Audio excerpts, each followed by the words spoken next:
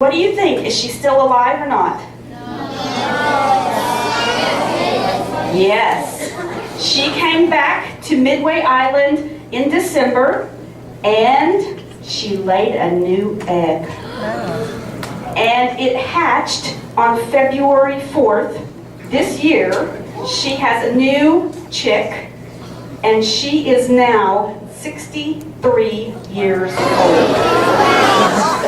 63 years old and has a new baby chick. Can you believe that? That'd be like your grandma having a new baby.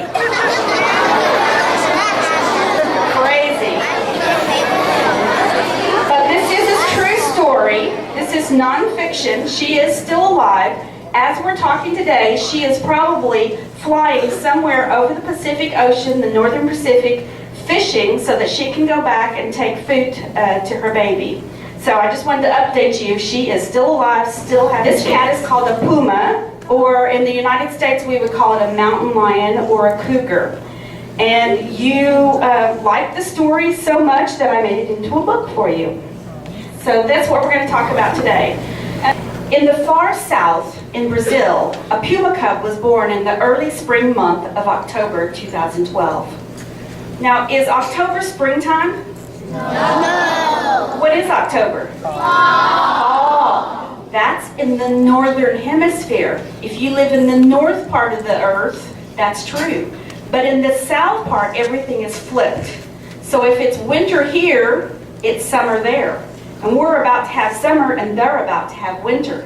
So October in Brazil is springtime, and that's when a lot of animals have their babies. So the cub and its mother lived too close to people, inside of skyscrapers.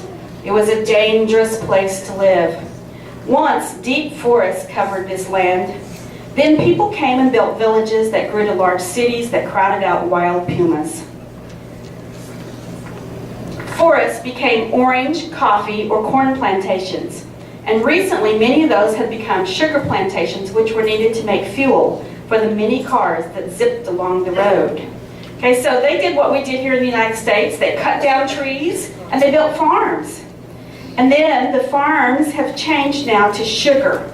And they use sugar to make ethanol. So if you go fill up your gas tank on your car, some places you get a little bit of ethanol in it. And in Brazil, they have so many cars that they have a lot of ethanol. So that's what the farmland is used for now. Here, the mother puma only walked abroad at night on silent paws. Even farmers who had lived on the land for 40 years had never seen her or her kin. She was invisible. We are now in an urban world. There's more cities than farms now. So the environmental questions are changing.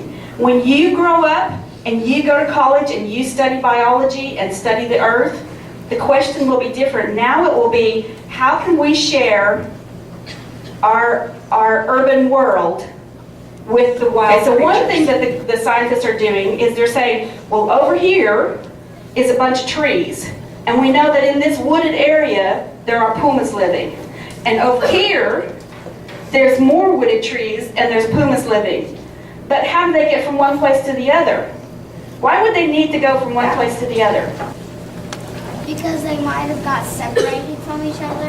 If they get separated, they have to get back and forth? Yes? In the orange shirt? They might need food that's over here. There's a nice young boy over here, boy cub, and he's thinking, I sure would like a girlfriend. Apparently, he likes sports such as basketball, baseball, and boxing because he wrote the books We Are the Ship, Salt in My Shoes, and Joe Louis. And if you haven't read them, you should. He writes and illustrates books about history, such as Lincoln, JFK, and Heart and Soul. He's just cool. We want to be like him. We're talking about none other than the amazing, the gifted, the talented Kadir Nelson. I've been drawing for a very long time. I always thought of myself as an artist. I started drawing when I was. This is a picture of Snoopy and Charlie Brown. So I was about 5. I was pretty good at drawing at 5, but my spelling wasn't very good. Those of you who are avid readers will know what I'm talking about.